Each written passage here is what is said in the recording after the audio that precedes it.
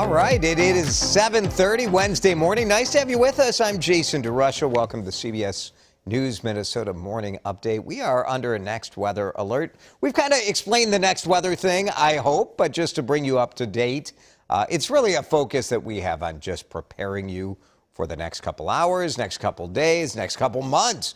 Our alert is designed to let you know that today is a day that you really need to pay attention to.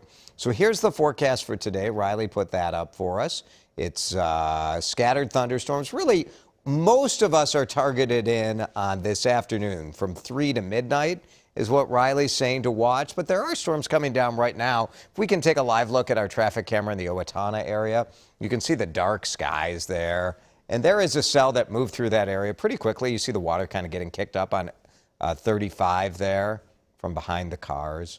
Sky's starting to lighten up, though. That's how quickly this is moving through. We actually, I don't know if you guys can punch this up on the traffic computer. There is a live radar loop to show you at 7:31 what we're seeing right now. Perfect. Thank you.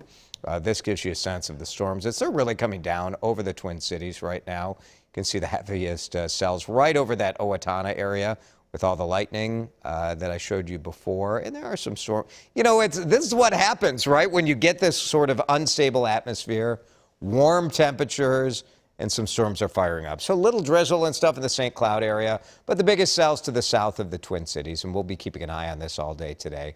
Around 3 is when we expect things to fire again this afternoon. So that gives you a sense of what we're expecting today. Next weather alert today for severe weather potential. Next weather alert day tomorrow, because it is going to be stinking hot. We could be kissing 90 degrees tomorrow. So lots going on in the weather over the next couple of days. I was lucky enough to get in a youth soccer game with my 14-year-old yesterday. And as we drove to the game from Maple Grove to Richfield, we talked about this. And I thought, well, maybe you would have some interesting thoughts about it. We talked to the kids about what their top 10 American cities would be. And so here is some of our list. Our question to you today is, what would you put on your top 5, top 10? What cities make your list? The obvious ones for us were New York and Chicago. New Orleans is maybe my number 1. Philadelphia, hotly debated.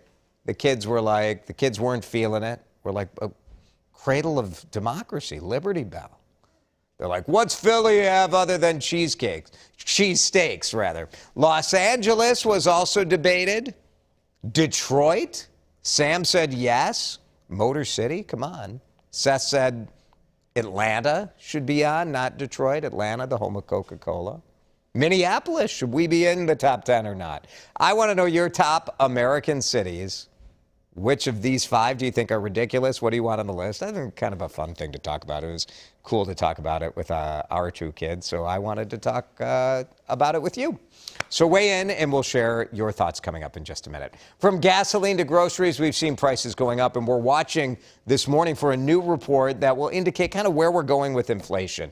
Economists are predicting, they don't always know, but they're predicting the latest consumer price index report will show a slight dip in inflation since March. As that data is coming out, gasoline prices at an all-time high. These averages have been wild to watch. New numbers out this morning from AAA show Minnesota's average is $4.10 a gallon.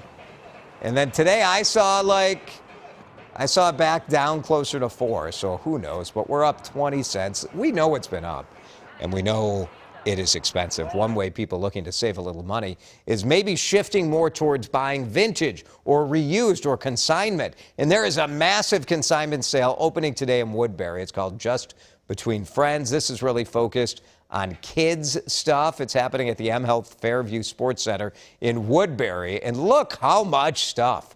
More than 100,000 items for sale. So not only is this a way that you can save money as a consumer, buying kids' clothing, toys, books, cribs, it's all current, gently used, all of it 50 to 90% off the retail price, but it's also a way that people are making money, kind of families who are selling their stuff and then using that money to help pay for college tuition or vacations or whatever. It's free to get in if you get your ticket online. If you show up, you can do that too. It's $3 at the door. This sale runs today through Saturday. Today's kind of a private thing, but starting Thursday, Friday, Saturday. This will be open. Minnesota Wild, oof, rough loss last night. The Wild need 2 wins. 2 games to go. They got to win them both. St. Louis Blues taking a 3-2 series lead. Yeah, must win Game 6. As the Blues win 5-2 last night. One round of playoff action has sort of been the story for Minnesota sports teams of late. So let's go. Minnesota Wild have to win Game 6 on Thursday. State High School League has said, nope, boys volleyball, you're not going to be an official sport. It's kind of a complicated issue. On the one side, you have all of these young boys who are taking part in volleyball, and they crowded this meeting room in Brooklyn Park, hoping to convince the league to approve the new sport. You know, it's just different if you're an official sport. You can ladder, you can play at your school. There's a little more support for it. A lot of supporters showed up, and the proposal, once again, they needed a 2/3 vote, and they ended up 1 vote short. I am very surprised. I thought there's no way that this many people show up and show out and show their support at the meeting. I can't imagine. Some students, the kids have been working really hard on trying to get this through. So some tears for sure. Boys playing recreationally with the help of volunteers. And I think a lot of people look at this and they're like, why is this even an issue? Why wouldn't they just greenlight it? But this is challenging for schools. It's, on the one hand, a resources issue. So, you got to hire coaches, you got to hire officials. Like, do you have enough interest, enough teams to have a real schedule? Got buses, all of that stuff. It's complicated. So the vote went down by 1. Those lack of resources, part of the reason. The other question that a lot of administrators were raising is, do we do this in the fall or the spring? In the fall, you have competition with you have girls volleyball that's happening indoors in those gyms.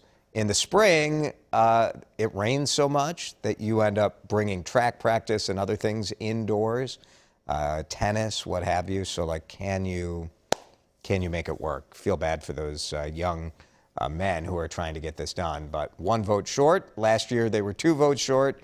Maybe next year they'll get it done. School almost out for the summer. A lot of kids are talking about looking for a job. Should be easier to find one right now. There are a record 200,000 job openings in Minnesota. Of course, a lot of these things are stuff that like a kid wouldn't be qualified for, but a lot of them kids would be. Department of Economic Development, Employment and Economic Development, DEED says, summer, it's typically hot for hiring. But there's also kind of a resurgence of activity as we get out of the pandemic. Minneapolis Parks Board says they've raised wages. They're trying to be more competitive in an oversaturated job market. I think their lifeguards went from about $14.50 to $17.50 up to about $18 to $21 an hour now for our part-time lifeguard. City golf courses also with lots of openings, lifeguard openings in every community for sure. Hundreds of jobs open out at the airport. Job fair today, noon to 4, 700 positions. It'll be at Terminal 1. Airport officials saying, they've expanded hours, more shops are open. They need to fill up to 700 jobs. So restaurants, retail, airline jobs, security staff. You can learn more about it at WCCO.com. Rough deal if you're looking for baby formula, and the FDA is intervening to try to help people out. This shortage, maybe you've seen news coverage of it. If you're a new mom or dad, you've probably dealt with this. The FDA streamlining its product review process, trying to increase the supply available. Officials also working to increase the amount of formula that's allowed to be imported from overseas. So kind of the supply chain shortage. There was a plant shut down. There was a recall. Then there's been a run on this stuff. So sort of a tough deal all the way around. And if you're a new parent, like, woof, I feel for you. Like, this is stressful. iPod. Oh, how many iPods have I had? 1, 2, 3, the Nano, the Mini. I don't know. I probably have 4 or 5 of these things. They changed the whole music industry and led to these phones that we have today. The last of the iPod line is done. In 2001, Steve Jobs first introduced it. Could fit into a pocket, and it was like, oh my gosh, I don't have to have a mixtape anymore. I can put 100 songs, 1,000 songs on this thing. Each version to follow kind of set the bar higher. We would not have the iPhone as it is today if it weren't for the iPod. The iTunes store, the music, the movies, the apps, all that stuff is stuff that came from ideas that were seeded with the iPod. By mid-2007, Apple sold more than 100 million iPods before they introduced the iPhone. iPod Touch is all that's left, and Apple says, you know, it'll be available till they run out of supplies, but they're not going to make it anymore. Great story about a Minneapolis native, James Hong, who's been finally getting the credit that maybe he deserves. What a career. 93-year-old actor is the oldest honoree to receive a star on the Hollywood Walk of Fame. There was a sort of a GoFundMe effort set up by another actor to raise the money to pay for the star. He's been an actor for 68 years.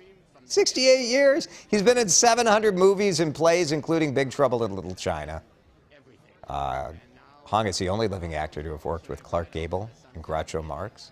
Graduated, I think, from Southwest High in Minneapolis. Went to the University of Minnesota in the 1950s and studied engineering before he ended up moving to Hollywood. So pretty cool. Congratulations to him. Let's get back to our talker. Top cities, top American cities.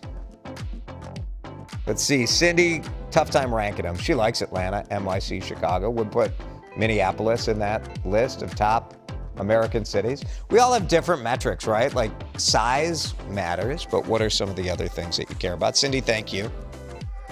Matthew, San Francisco. That was on our list. D.C., Nashville, New Orleans, and Pawnee, Indiana. Very good, Matthew. Those four were in our top 10. Mary Linneman. Hey, Mary. It's Boston, New York, Philly, San Fran, L.A., Chicago. That's pretty great, right? Like, that's a good list. Nashville was kind of where do you guys land on Vegas? What about Vegas? That's Addie says no, our floor director. I think Vegas maybe should be in the top 10. Thanks, Mary. Stillwater, Minnesota. David, top 10, baby. Stilly.